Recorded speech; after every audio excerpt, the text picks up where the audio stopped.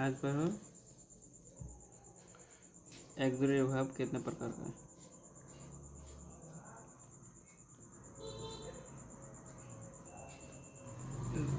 Axillary verb या helping verb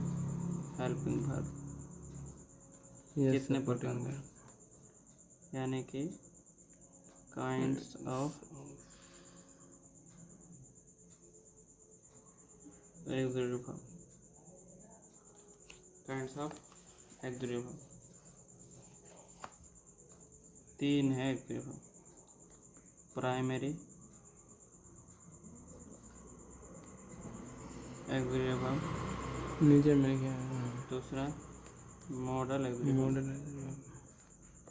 कहाँ लिखेंगे? वो सब आएगा इतने में।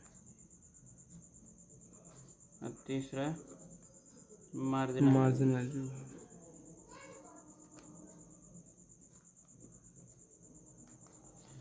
एक्सिलरी वर्ब 3 प्रकार का है। Primary axillary verb, model axillary verb, marginal axillary verb. इसको बाद में बताऊंगा प्राइमरी, मॉडल, मार्जिनल कैसे कैसे इस्तेमाल होता है। ठीक है। प्राइमरी में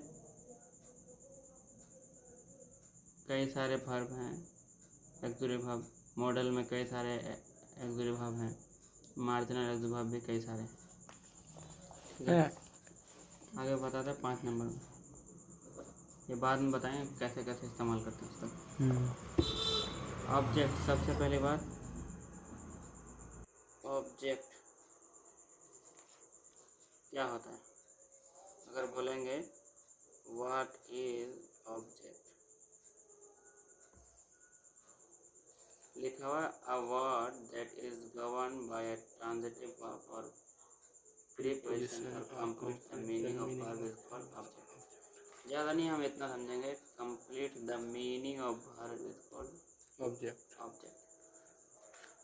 ट्रांजिटिव वर्ब के अधूरे अर्थ को पूरा करने वाला। ऑब्जेक्ट मीन्स होता है कर्म। ठीक है।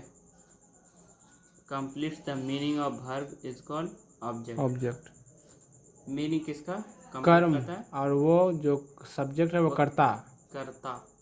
ये कर्म है, कर्म। ठीक है। तो कर्म तो काम। Complete the meaning of verb is called object. Object मतलब कंप्लीट करता है किसका? क्या लिखा है? Complete the meaning of verb, meaning कर पूरा करता है किसका? वर्ब का। उसको हम क्या बोलेंगे? ऑब्जेक्ट। अब हम इसको कैसे समझेंगे? एग्जाम्पल में लिखा है he gives me a book. He gives me a book. यहाँ लिखा है मेन वर्ब। क्या लिखा है? Direct object, indirect object. He subject कैसे? क्योंकि वो काम वो करता है क्या? देने का। ही गिव्स मी अ बुक, उसने मुझे एक किताब देता है। ठीक है। गिव्स B5 है, मॉडल वर्ब है, मेन वर्ब है, मॉडल नहीं, मेन वर्ब है, इनडायरेक्ट ऑब्जेक्ट है, ये डायरेक्ट ऑब्जेक्ट है। ठीक है। कंप्लीट भी किसको बोलेंगे? हैं? कंप्लीट किसको बोलेंगे? कंप्लीट ये करता है क्या? ये क्या करे? ही गिव्स मी अ बुक। अगर सिर्फ हम इसको अ बुक को छुपा देंगे, ही गिव्स मी, वह देता है। अच्छा, वह देता है, क्या समझे? वो मुझे देता है। क्या देता है भाई? अब नहीं पता क्या देता है। अब अगर वो बता दिया कि मुझे क्या देता है तो वो डायरेक्ट ऑब्जेक्ट होगा, वो मेन ऑब्जेक्ट होगा। इसको हम जैसे जो चीज़ देता है उसको हम, जिससे मीनिंग पूरा होता है, यहाँ लिखा हुआ है ना, complete the meaning of verb is called object. Verb के मीनिंग को कंप्लीट करता है, उसको हम क्या कहलाता है? ऑब्जेक्ट कहलाता है। ऑब्जेक्ट कहलाता है। ऑब्जेक्ट का मीनिंग होता है कर्म। ठीक है। ऑब्जेक्ट में कर्म होता है, कर्म में काम भी होता है ना। ये भी तो काम ही है, लेकिन ये काम का बताता है। ये काम बताता है कि क्या काम है, वह मुझे देता है, ये भी तो काम बताता है। लेकिन यहाँ पे क्या चीज, वो काम बताता है कि ये पूरा करता है। हाँ, वो काम पूरा करता है, वो बताता है कि कौन करता है, किसके द्वारा करता है, ये पूरा काम बताता है, क्या काम है वो चीज़ बताता है। अब हम इसको ये एग्जांपल दिया हुआ है, he gives me a book, अब वह मुझे एक किताब देता है। अगर यहीं पे ये कहा ना कि complete the meaning of verb is called object, verb के मीनिंग को कंप्लीट करता है उसको ऑब्जेक्ट का, वो ऑब्जेक्ट कहलाता है।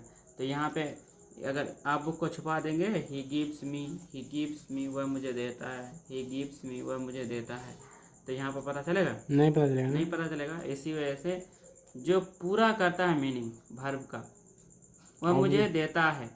क्या देता है भाई? किताब देता है। किताब देता है। तो ये क्या हुआ? ऑब्जेक्ट हो गया, हुआ, डायरेक्ट ऑब्जेक्ट हुआ। ये इनडायरेक्ट ऑब्जेक्ट हुआ। वो कैसे इनडायरेक्ट ऑब्जेक्ट हुआ? इनडायरेक्ट और डायरेक्ट में बाद में बताऊंगा कि इनडायरेक्ट और डायरेक्ट में हम कैसे पकड़ेंगे। अभी ना उड़ जाएगा, समझ नहीं आएगा जल्दी, ठीक है। अभी छोटी छोटी इसको बहुत बार दोहराएंगे, इसको बार बार रिपीट करेंगे, कैसे हम इसको गहराई से बताएंगे। अभी ऊपर ऊपर समझो, थोड़ा थोड़ा समझो, बाद में पूरा बताएंगे, ठीक है। बेसिक को अभी दोबारा पढ़ाएंगे, तीसरा बार पढ़ाएंगे, चौथा बार, 4-5 बार पढ़ाएंगे, तब समझ में आएगा, ठीक है। तो हम समझ में आया कि ये, हाँ, ये ऑब्जेक्ट में वो सेंटेंस को पूरा करता है या काम को पूरा करता है? हाँ, जो यहाँ पे मीनिंग को कंप्लीट करता है, कौन जो कंप्लीट करता है उसको हम क्या कहते हैं? ऑब्जेक्ट कहते हैं। ऑब्जेक्ट कहते हैं, ठीक है। समझ में आ गया? कल 3 नंबर तक पढ़ाया था। एक्चुअली वर्ब 4 नंबर में है, 5 नंबर में ऑब्जेक्ट था, हैं? हाँ। अब 6 नंबर में सेंटेंस, 6 नंबर में है सेंटेंस, ठीक है। अगर यहाँ बात आई है सेंटेंस में तो हम बताते हैं, अगर बात सेंटेंस में आई तो हम एक चीज़ बताते हैं। सबसे पहली बात, A to Z कितना वर्ड होता है? 26 वर्ड है। 26 वर्ड है, लेटर है? लेटर है 26। हाँ, लेटर है, अनलिमिटेड 26 लेटर्स हैं। A to Z 26 लेटर, हाँ, ठीक है। हम इसको बोलेंगे कि एक से ज़्यादा अगर लेटर रहेगा तो हम क्या बोलेंगे? वर्ड बोलेंगे, उसको वर्ड बोलेंगे, ठीक है। एक से ज़्यादा वर्ड रहेगा तो हम क्या बोलेंगे? सेंटेंस बोलेंगे, सेंटेंस बोलेंगे। समझ में आया? ये इसमें नहीं है, तो मैं ऐसे ही बता रहा हूँ। सेंटेंस, हम अगर सेंटेंस बोलें, वाक्य क्या है?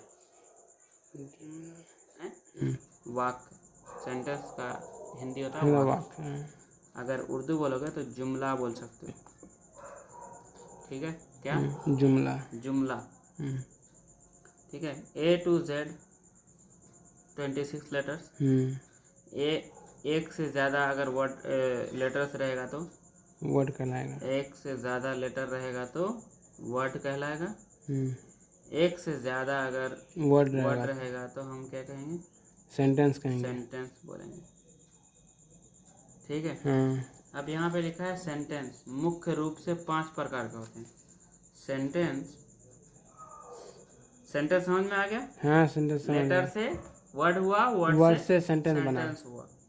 एक लेटर भी तो वर्ड बन सकता है।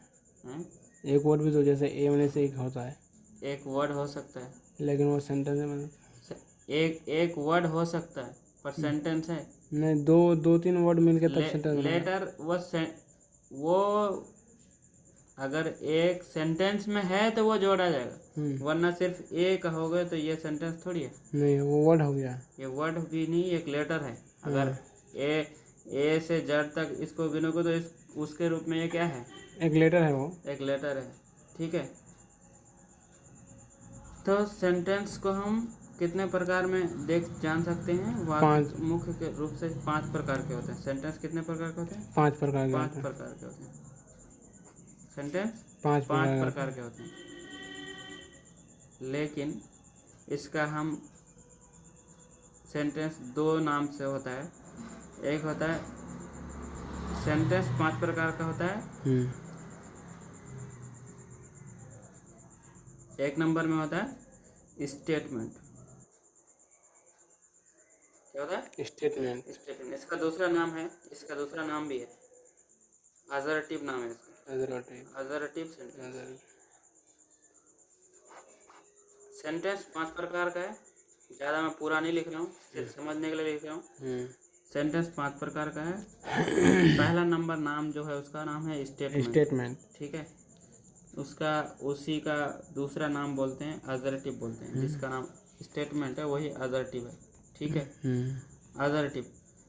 अब हम आगे बढ़ने से पहले तुम्हें ये बताते हैं कि स्टेटमेंट और अजर्टिव में भी 2 प्रकार है। 2 प्रकार है। कितना प्रकार का है? स्टेटमेंट भी 2 प्रकार का है। या बोलोगे अजर्टिव भी 2 प्रकार के हैं। एक होता है, रोमन में लिखते हैं अफर्मेटिव, और दूसरा इसमें हाँ वाला बोध होगा। जैसे यहाँ पे लिखा हुआ है, मैं ज़्यादा ना लिख करके बताता हूँ।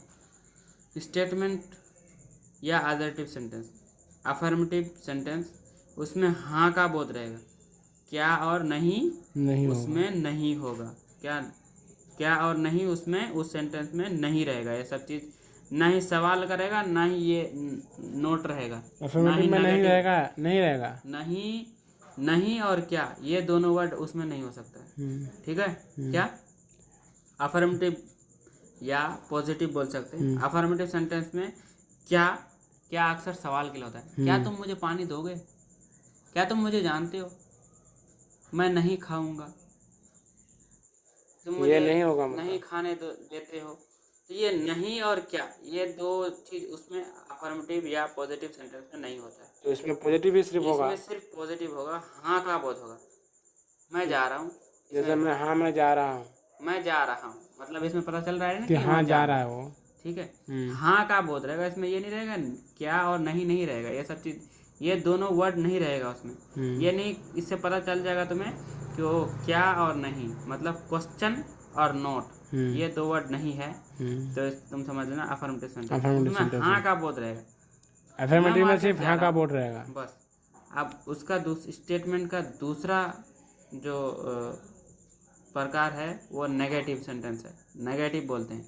तो नेगेटिव में क्या रहेगा, याद कर लेना। ये नेगेटिव मतलब नहीं मतलब नोट एक्सक्लूसिव वर्ब के बाद हमेशा क्या होता है, एक्सक्लूसिव वर्ब के बाद।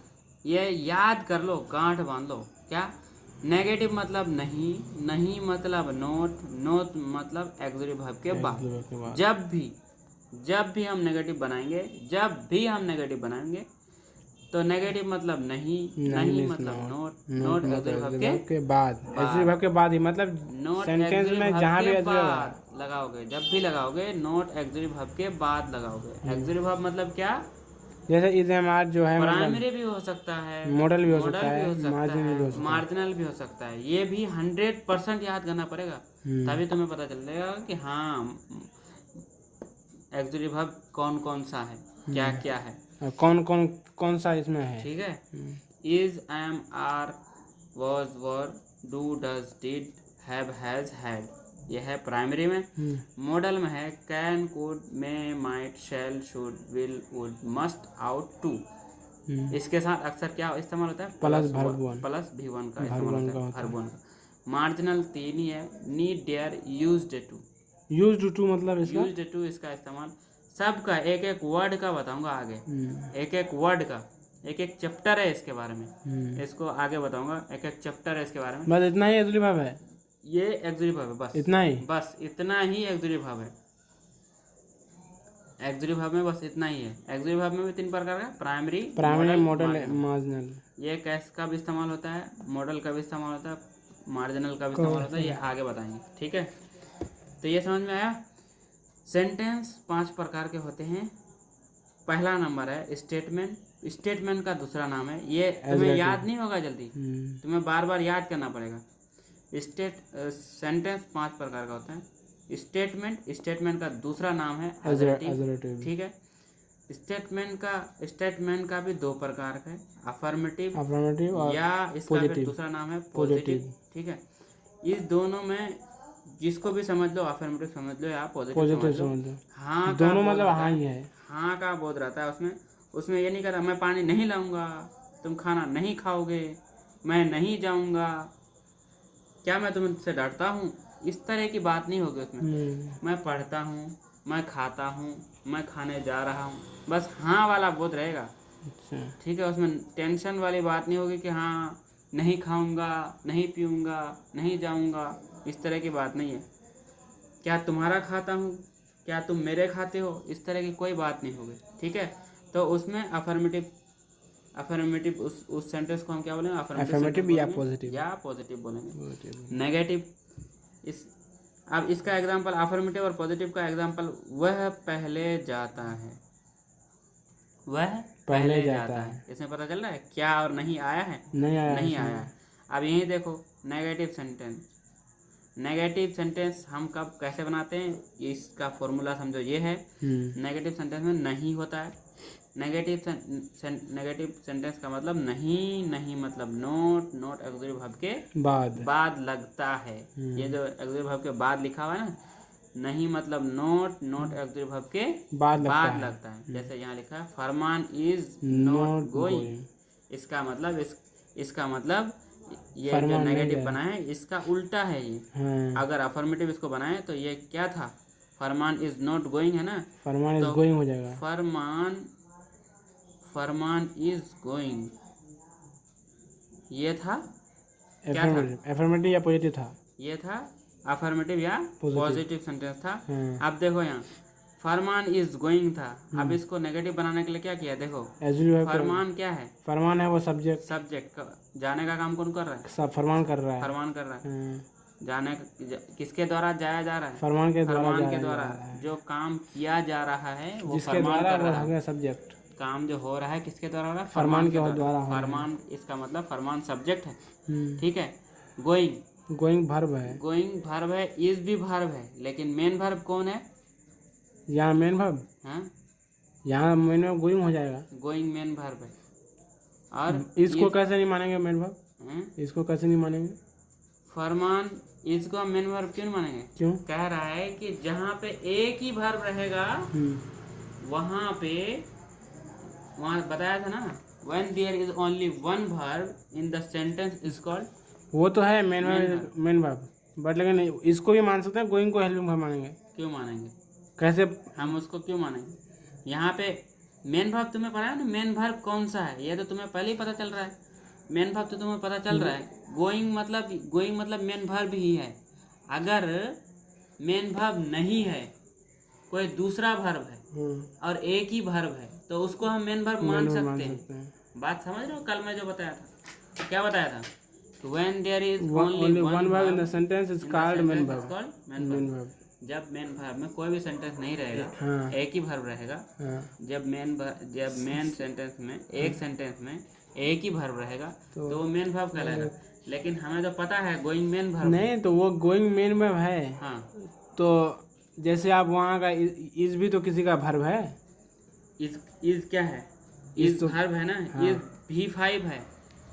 अच्छा। ये अभी कैसे है ये भी बताऊंगा। अभी थोड़ा इतना डीपली मत जाओ, आहिस्ता बताऊंगा। नहीं तो ज़्यादा डीपली गए ना तो ना इधर हुआ ना उधर हुआ, कुछ नहीं होगा। समझ रहे हो? खाल, वो बाल का खाल निकालना मत करो। समझ रहे हो? जहाँ है पहले वहीं रहने दो, बाद में करो। इसमें इज क्या है, कैसे आया, क्यों आया, इसको नहीं दूँ तो सेंटेंस बन सकता है या नहीं बन सकता है, गोइंग को नहीं दूँ तो बन सकता है या नहीं बन सकता है, इस तरह का सवाल बाद में करो। बताऊंगा, हर चीज़ का जवाब दूंगा।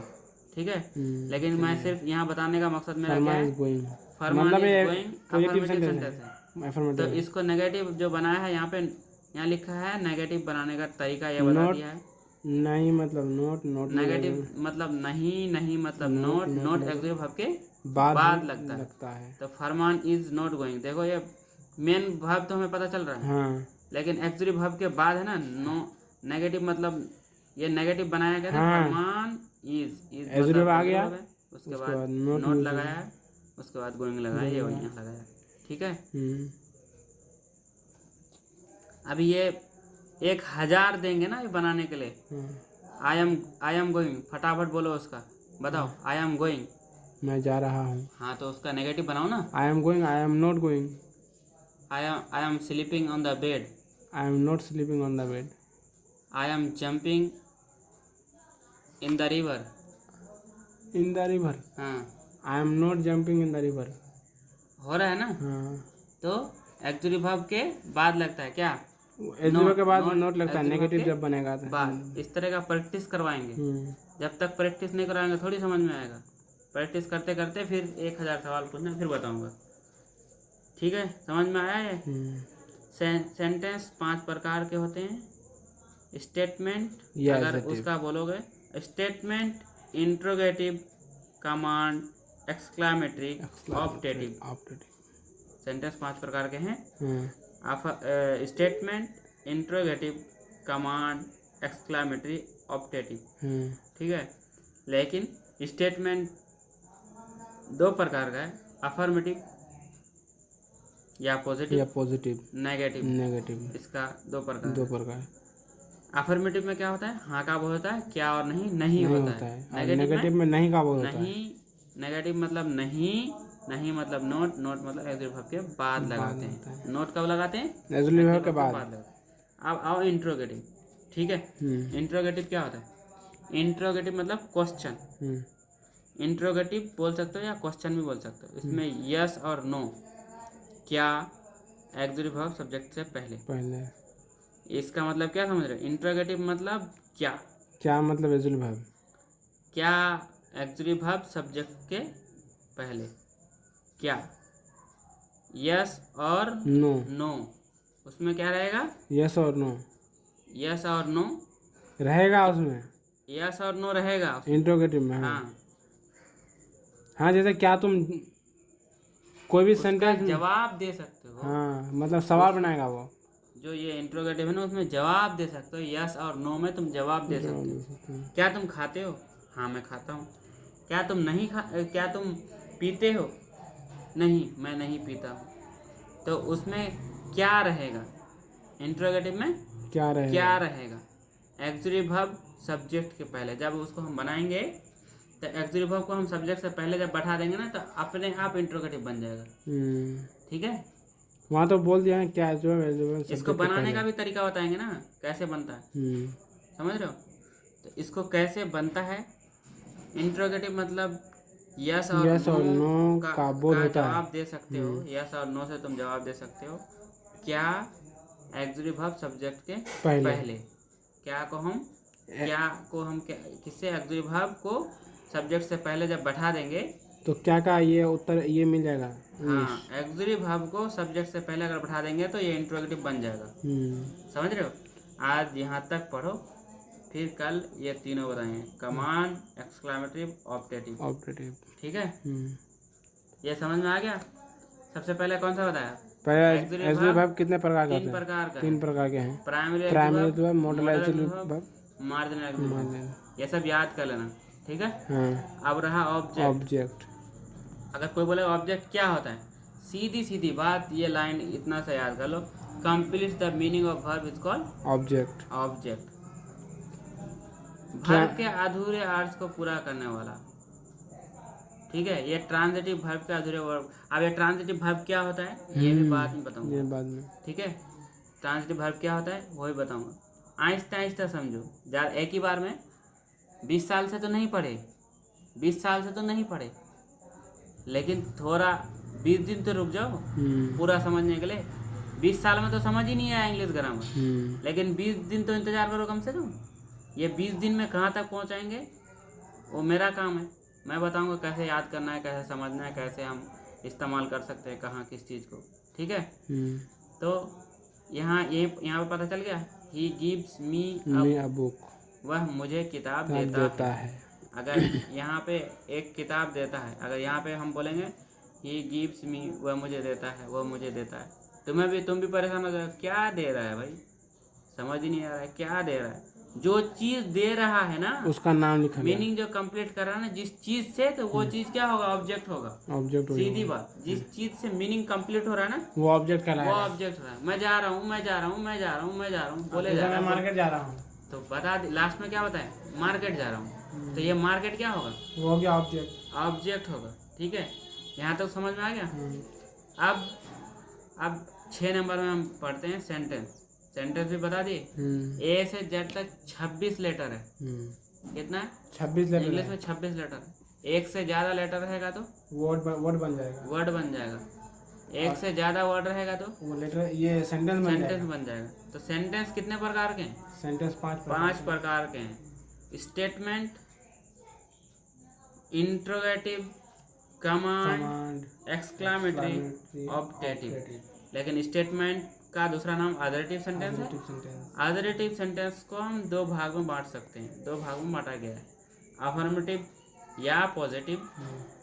अफर्मेटिव में हाँ का बोध होता है, क्या और नहीं उसमें नहीं होता है, ठीक है। और नेगेटिव और एक दूसरा नाम है उसका नेगेटिव। स्टेटमेंट का अफर्मेटिव और नेगेटिव है। तो नेगेटिव बनाने के लिए एक फॉर्मूला थोड़ा सा छोटा सा समझने के लिए दिया हुआ है कि नहीं, नेगेटिव मतलब नहीं मतलब नोट एक्सक्लूसिव वर्ब के बाद लगता है, ठीक है।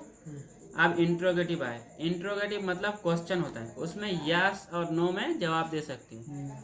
वो ऐसा इंट्रोगेटिव सेंटेंस ऐसा होता है उसमें सिर्फ सवाल नो और एस में तुम जवाब दे सकते हो उस सवाल का, उसके सेंटेंस का तुम जवाब दे सको यस और नो में। उसमें क्या बोलेगा? क्या तुम खाना खाए? क्या तुम जा रहे हो? क्या तुम मेरी बात नहीं सुनोगे? तो तुम यस और नो में जवाब दे सकते हो। तो उसको बनाने का तरीका ये है, एक्सक्लूसिव वर्ब सब्जेक्ट के पहले अगर बैठा दिए तो हम उसको इंट्रोगेटिव बना देंगे, या एक्सक्लूसिव वर्ब सब्जेक्ट से पहले अगर जिस भी सेंटेंस बैठा हुआ है तो वो सेंटेंस किस में होगा? इंट्रोगेटिव में होगा। इंट्रोगेटिव में है, ठीक है।